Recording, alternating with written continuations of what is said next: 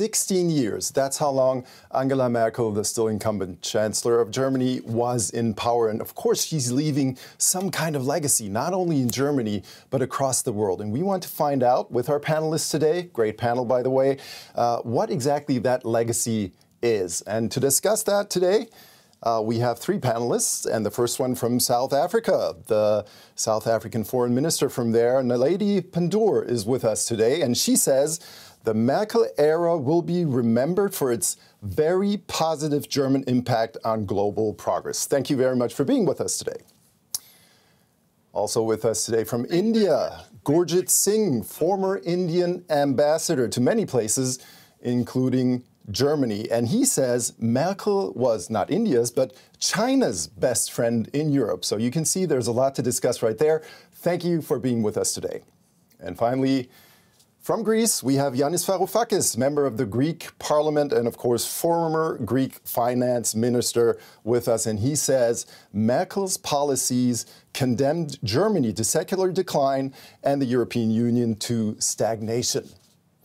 And I would say, let's get this show on the road. Let's get started with Mr. Varoufakis. Mr. Varoufakis, you once said, I believe it was in one of our podcasts by Deutsche Welle, you said that Angela Merkel was a good manager, but that she's not a leader. What exactly did you mean with that?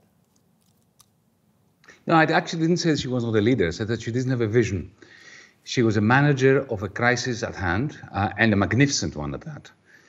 And moreover, let me qualify the statement which I truly made that you mentioned, but it's not complete. She is leaving the chancellery of the Federal Republic much stronger than she inherited it. But there is a paradox there. Germany is much richer than she was 16 years ago. The chancellery is much, much more powerful.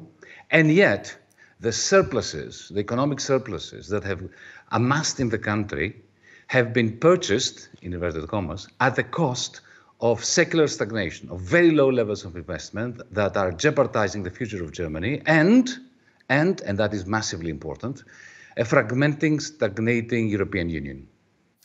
Just let me jump into there, Mr. Varoufakis, because can you be a leader without a vision? Yes, absolutely. There are two ways of leading a company, a football team, a nation. You can be a fantastic firefighter. You can be excellent at keeping the balance, the equilibrium between the different factions in your government, in the European Union, and so on. And that's where she excelled. But the period during which she presided over the European Union's affairs, not just Germany's, was a moment in history that future historians would look at as the opportunity for Europe to become a federal republic, to move towards proper integration, a political union.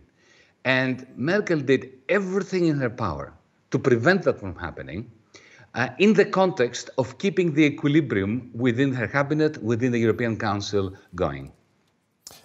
I would like to get a different perspective on this, if you don't mind, and I would like to hand it over to Minister Pandor here, because obviously you have the perspective from Africa. Do you perceive Angela Merkel, or did you perceive Angela Merkel as well, as a leader without a vision?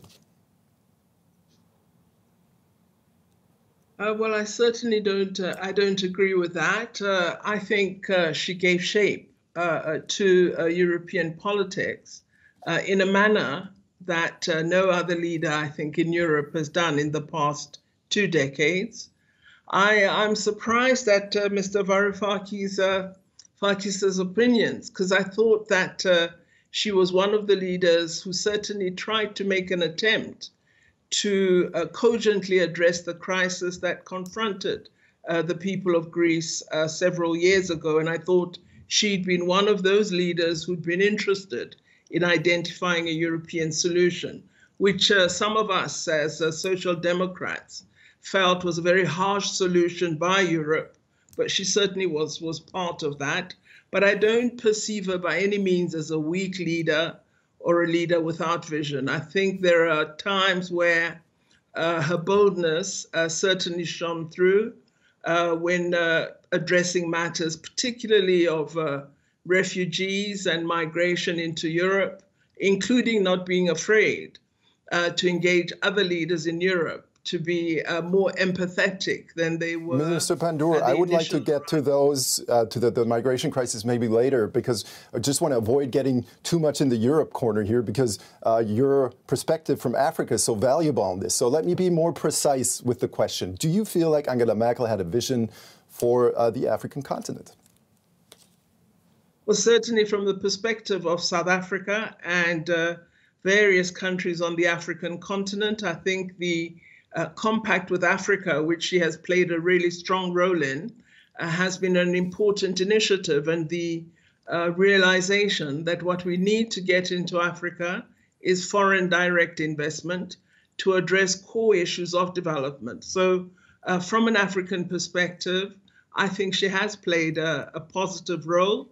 We've been able to engage with her on a range of issues, including more recently, the responses to the pandemic. There are areas where she does not agree with us and the positions we've taken up, and being Angela Merkel, she's able to state those objections strongly, and we are able to respond in kind.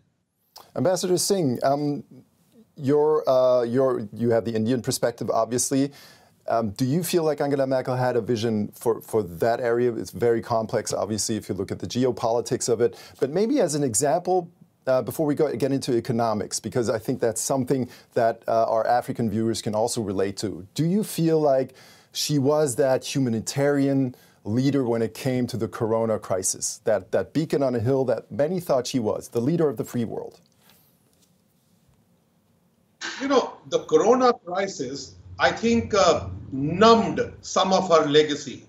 To me, Chancellor Merkel is the icon of globalization, of a resurgent Germany after the unification, and the putting the G20 together. So these were the kind of things I associate her name with. But when you mention global crisis, like for the pandemic, I think they clamped down and they became very nationalistic. And therefore, the globalization of which she was the icon came to a bit of a halt. But I think that is part of Merkel's legacy. Merkel, being a scientist, was very good at having a practical approach to policy, unhinged by ideology. So once she took a position, she had no problem in taking a U-turn on it sometimes and carry the whole weight with her. So I think that was the adeptness of Merkel. She had good ideas which she mentioned, like climate change, the climate chancellor, not much change in Germany. So I think good ideas, not always implemented, but I think always in the interest of Germany. Unhinged by ideology. I mean, I think that's something we need to discuss with Mr. Varoufakis. Is that a good thing or is that a bad thing? Unhinged by ideology. Well, look, I happen to be one of those people who believe that ideology is everywhere. The most ideological practices are those who are practiced in the name of not being ideological. So let's not get stuck into this. Angela Merkel was certainly pragmatic. And yes, she did make U-turns. The way she changed her attitude to nuclear energy, she was perfectly capable of changing course. But from the very beginning of the Euro crisis in particular, she made a horrific choice, a choice that was terrible for Germany, terrible for the rest of Europe. What am I talking about? In early 2009, the German banks and the French banks went bankrupt as a result of the Lehman Brothers debacle beginning in Wall Street. And from that moment onwards, following the advice of her advisors, I'm not even blaming her personally, she covered up, she concealed that bankruptcy by means of huge bailouts of the bankers. And she did that in exchange for, at the price of, very large-scale austerity in Germany, not just in Greece. And then she exported that to Germany very viciously. And I beg to differ on this. By creating a desert and calling it peace, you don't really win a peace prize. The situation now in Europe is perfect stagnation, whereas in Germany you've got the lowest level of investment since the Second World War in relation to the amount of liquidity that there is. This is the legacy she's leaving behind. Yes, but so she was also, very, very Mr. pragmatic. Varoufakis, if I may chime in here, she also made a lot of money available for countries not in the EU during the pandemic. And if you look at the numbers, for example, 64% of Germans are still happy with Merkel. She has the highest approval rating of all worldwide leaders, according to a Gallup poll, in I believe 29 countries. How do you explain all that if she made these horrible mistakes? Well, look, I am not a black or white person. I believe that it's shades of gray. I personally like Angela Merkel. I have no objection to her as a person. I think she's very likable, very agreeable. When she let in 1 million Syrians, I applauded. I said I made a public statement as a political opponent of hers, saying that I feel very proud to be European because of Angela Merkel. The problem was that 2 weeks later she reversed that, and she went into bed, proverbially, metaphorically, with President Erdogan of Turkey, striking an awful agreement that created prison camps in the Greek islands and effectively created a fortress Europe. So she was this kind of contradictory personality. I have no doubt that she had the best of intentions for Africans, for Asians, for Nigerians, for Afghanis, and so on.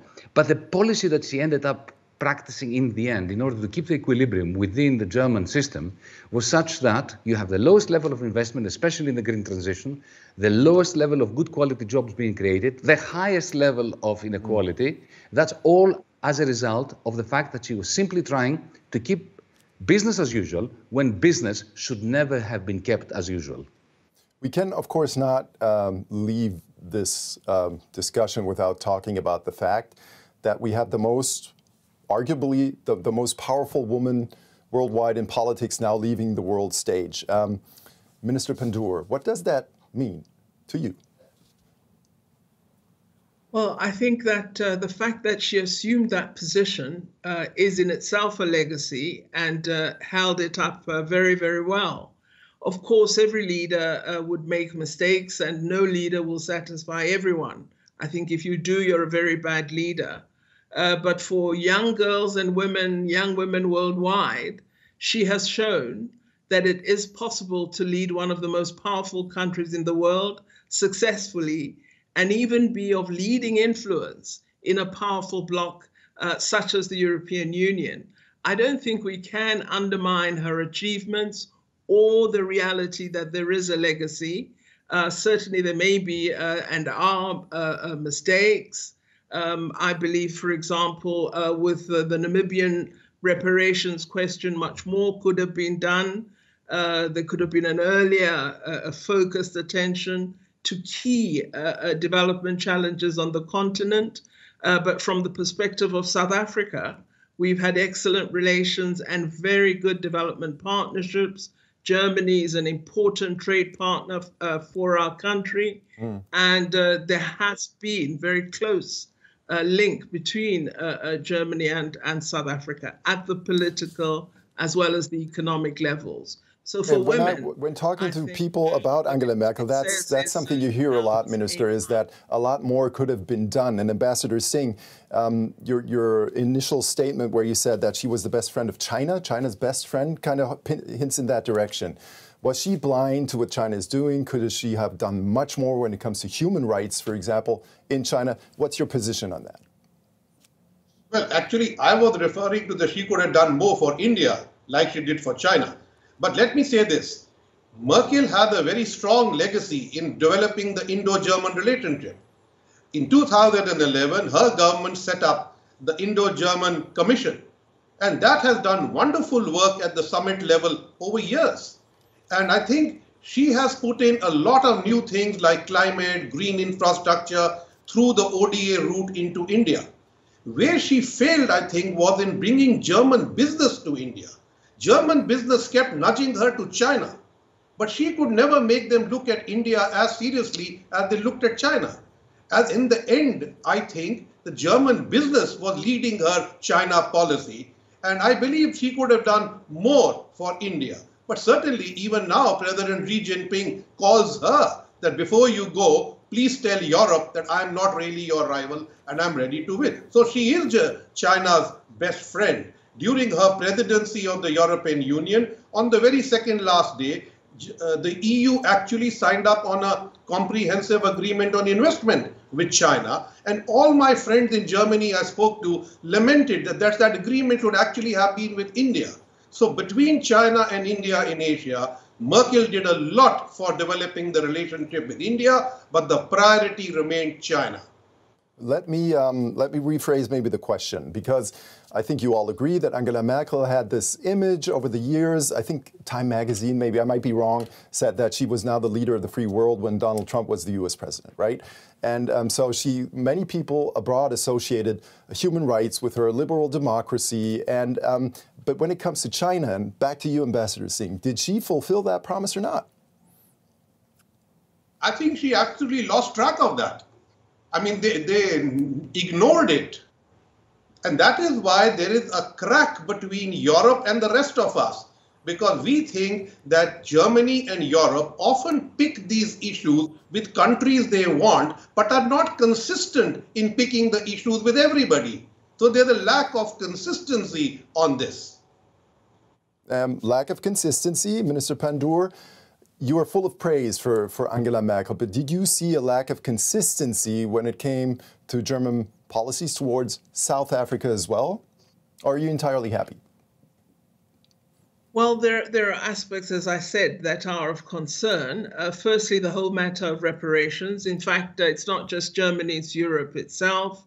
In fact, many European countries boycotted our recent commemoration of the Durban Declaration on Racism and Other Intolerances at the UN, where we had a round table. So that just illustrates the attitude of some leaders toward the issue of Black people and racism in the global community. But I think leaders have to represent their countries as well, and I understand that fully. But I think there were times where she went against even the German grain. You know, I am a fan because there are very few women who are leaders of her stature and who would stand up on many very issues that impact on the world community. And speaking from the South African perspective and Africa as well, she's been part of defining a new strategy between the European Union and the African Union. And this is a very important strategy. And as I said, she has encouraged foreign direct investment into Africa for key development initiatives on the continent. And many African countries are benefiting from the work in the G20 Compact with Africa. From the perspective of South Africa, she has supported the training of young people in technical and artisanal skills, an area that we need a great deal of training for young people in. So thank you, Minister, for that. Because we don't have a whole lot of time left, I need to get in there because there's, of course, one topic we still need to discuss, and it sort of resonates with what you just said, going against the German grain maybe even, or going against the grain of the European Union. Mr. Varoufakis, were you surprised at what Angela Merkel did during the migration crisis in 2015? I was very pleasantly surprised when she let the Syrians in. And as I said before, I applauded and I felt moved by her humanitarianism. But unfortunately, it only lasted 2 weeks. When the CDU, the Christian Democratic Party, started boiling over with anger at her, she immediately reversed course. And she went from wonderful humanitarianism to a kind of cynical misanthropy. The agreement with Turkey effectively meant that the European Union, under Mrs. Merkel's guidance, was sending billions of euros to the president of Turkey as a bribe so that he would allow us, Europeans, to violate international law regarding refugees, effectively to deny refugees the right to seek asylum in Europe.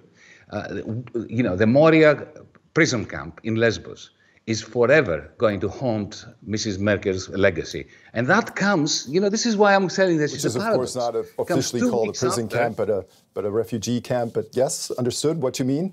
No, I'm sorry, it was a prison camp. You have not been there, I have been there. It was a prison camp, and now it's even more of a prison camp. Now, on other islands too, there are huge wars.